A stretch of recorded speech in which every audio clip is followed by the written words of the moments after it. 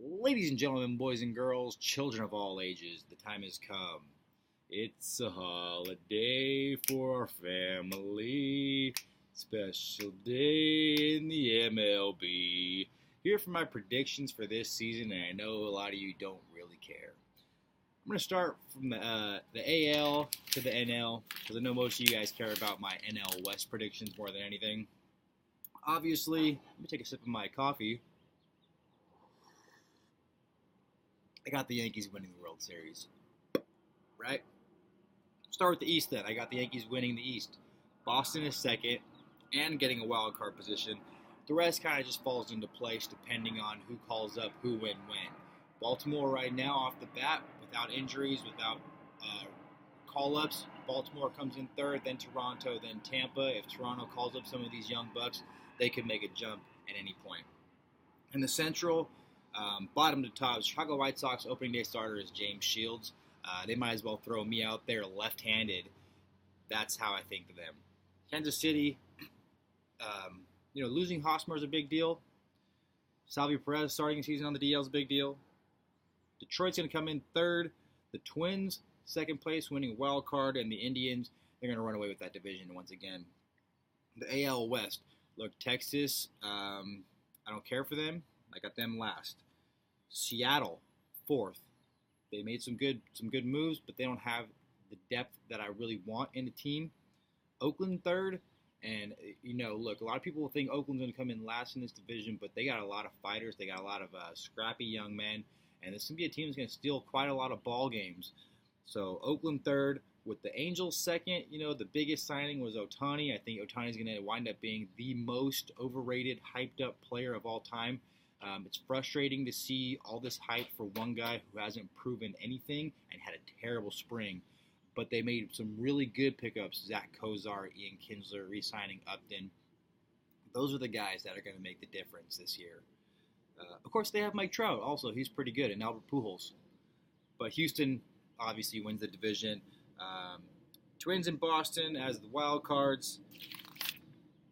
In the National League, in the East, look at the Marlins. Don't have anybody from last year besides I think JT Realmuto is the only returning player from last year's team. Atlanta did a couple things. They got some young guys. If they get these young guys up, things can change. The Philadelphia Phillies, I like what they did. They went out and got one of the best bats in Carlos Santana in the free agent market. They went and got the best free agent pitcher in Jake Arrieta. They've already got a lot of young pieces. And my key to spring training this year was watching the non-everyday players. And the Phillies and the Mets were the two teams that impressed me the most with their young talent, their bench players. That's why I have the Mets coming in second place. They've got a killer pitching staff, as always, as long as these guys stay healthy. Veteran pickups in Frazier and Adrian Gonzalez. They got a kid named Brandon Nemo out in the outfield that I loved watching this kid play all spring. Mets, wild card, out of the East, second place, heard it here first. The other New York team, with Washington, of course, taking that division. The National League Central is going to be a tougher division than people think. Everybody's giving it to the Cubs, just throwing it to the Cubs. I don't think it's going to be a runaway for Chicago. Darvish isn't the answer. Chatwood is not the answer. Jay Hay still hasn't proven himself in the big leagues.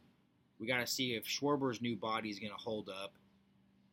Cincinnati's last place, even though they got the best batter in the world with Joey Votto.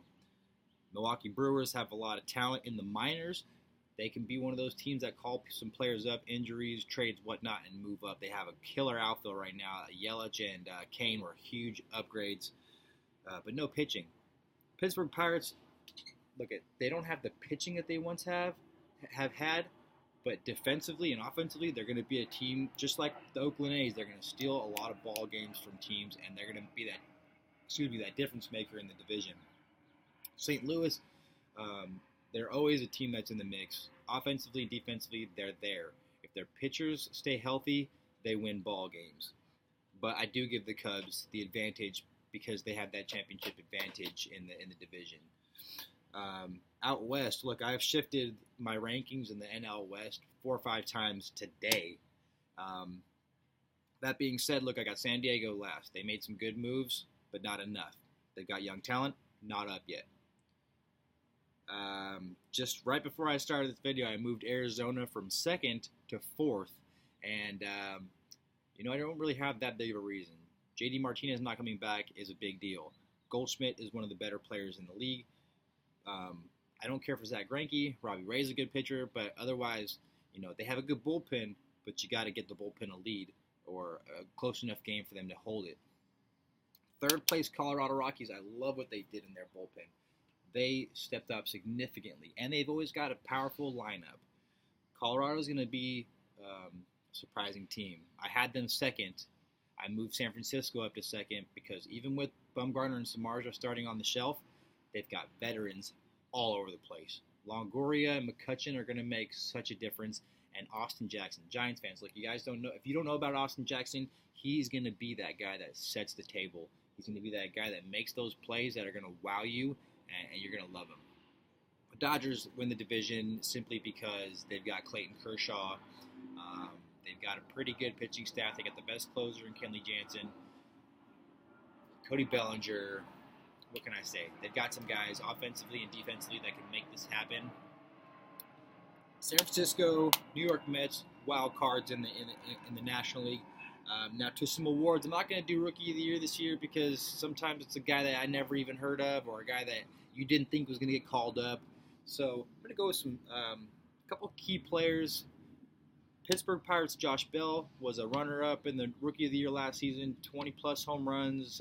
The guy he's a monster. And the San Diego Padres have a little second baseman named Carlos Asueja. He's a batting champion ready to happen. Maybe not this season, but in the next couple years, he's got an Ichiro-type swing with a Tony Gwynn type of approach. That's huge. Okay. As far as MVP, my top 3 guys: Nolan Arenado, Colorado Rockies; Yoenis Cespedes with the Mets; Marcell Ozuna now with the Cardinals. Cy Young Award, well, there's the 2 that are always going to be there: Max Scherzer, Clayton Kershaw. My 3rd guy, Johnny Cueto. Look, if he's the only pitcher the Giants have, he's going to keep them in games. They win with him. He can still go, 16-2 or something like that. The team might not end up where I have them, but he can still dominate. In the American League, some awards. Let's start with players to watch out for. D. Gordon going to Seattle, set the table for Robbie Cano. Nelson Cruz, that's a big deal. Matt Chapman with the A's. This guy's an all-around player that, unfortunately for A's fans, will probably end up being the next Josh Donaldson and getting shipped out once he has a breakout year. And Ian Kinsler, like I said earlier, going to the Angels, is coming off of a poor season in his standards, but he's that veteran guy that's going to really shift the defense and the offense and bring things together for the Angels. Cy Young, Chris Sale, Corey Kluber, those are the givens. My roll of the dice is the new Astros pitcher Garrett Cole. He's always been really good. Now he gets to come in as a 3rd or 4th guy in the rotation, facing lesser pitching opponents, and having a lineup like the Astros, defensively and offensively playing for you. Garrett Cole is going to have a studly season. MVP race, of course, Mike Trout. Mike Trout's in the talk.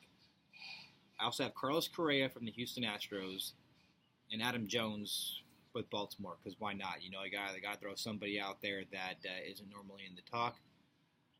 As far as playoffs go, look, I got the Yankees playing against the Washington Nationals in the World Series. New York Yankees in 6 games. That'll be all, folks. Enjoy this national holiday. Baseball season begins. Cheers to you and yours. This is coffee. I don't drink booze.